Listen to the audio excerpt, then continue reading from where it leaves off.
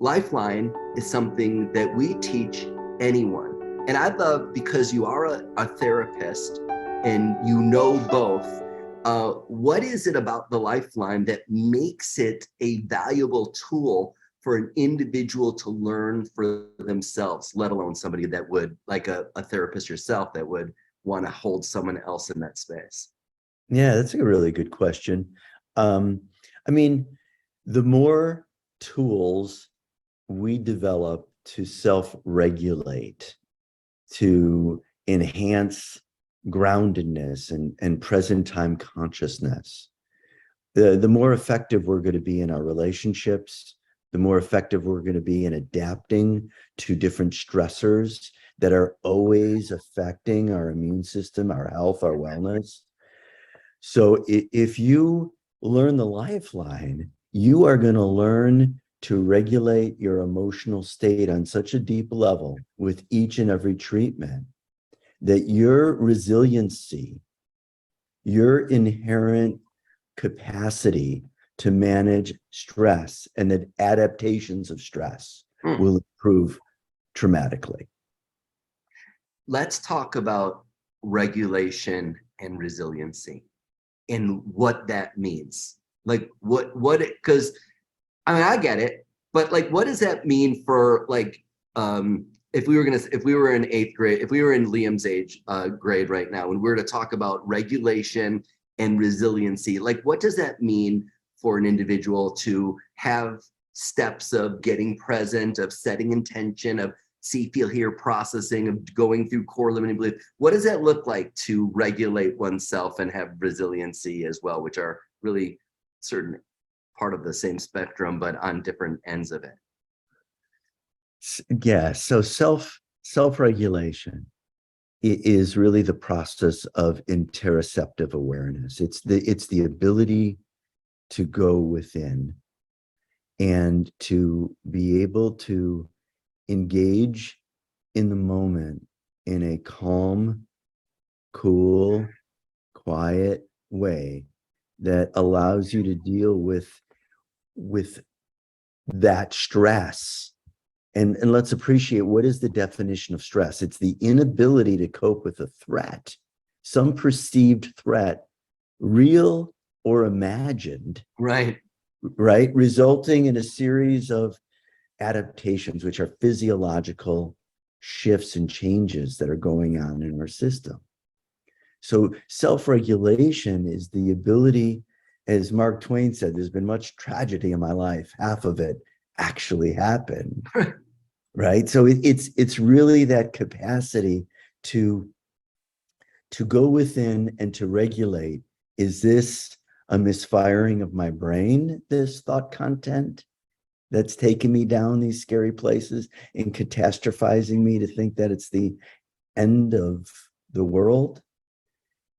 Whatever it is, self-regulation is the ability to quiet, calm, and soothe oneself in the face of stress, regardless of what that stress is. And so whether that stress be, I'm allergic to a food. I like that example. I do too, don't you? It made me think of, you want to, well, let me just finish this concept and then I'd like to get into that story, because I think I agree. Whether it be the stress of food, like the biochemical, whether it be I'm in I got to give a talk, or whether it be it's the holidays that are coming up and I'm going to be with family, or mechanical stress of an injury, or, I was born in a certain way and, being able to, breathe or bend, or, cardiovascular, like the aspect of that regulatory, emotional, biochemical, structural, spiritual regulation from one moment to the next moment. And all of a sudden, I can't cope emotionally. I can't cope biochemically. I can't cope structurally. I can't cope spiritually.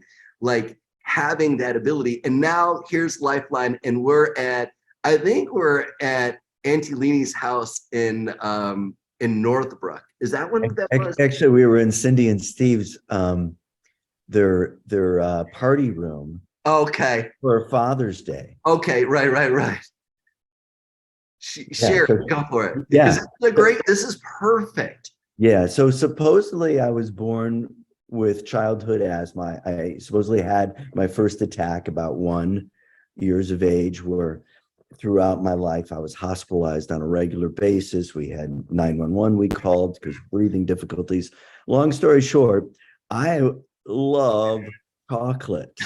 Always love chocolate, right?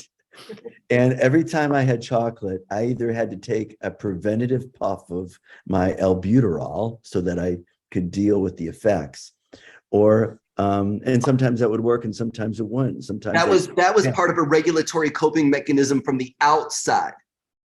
yes, Good. that's right, that's Right. right. So fast forward to this day at our Aunt Cindy and Steve's party house on David's mom and dad. David's mom and dad. um, we're there, and they had a big chocolate cake.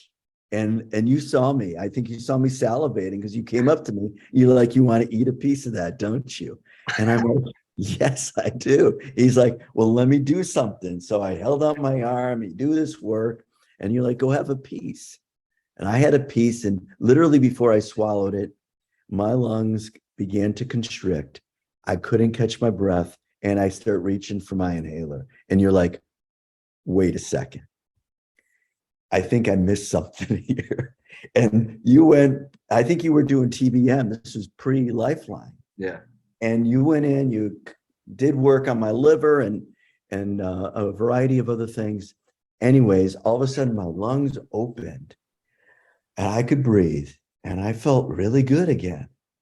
And you're like, go finish that piece of cake. And I did. And I was so excited and overwhelmed with joy and gratitude that I went and I had a second piece. Maybe I even had a third. I don't recall at that point. I was in a sugar coma. You are But I Yale's remember son, so I remember driving, I was driving home, and I called you, and I just was overwhelmed with such excitement that I no longer have reactions to chocolate from that one time. And how many years ago was that? I so many don't. years ago. You know, those people that this has inspired a curiosity in, definitely click on the link, check out what's going on November 1st. You don't want to miss it. If it's something that resonates with you, you'll be grateful that you did.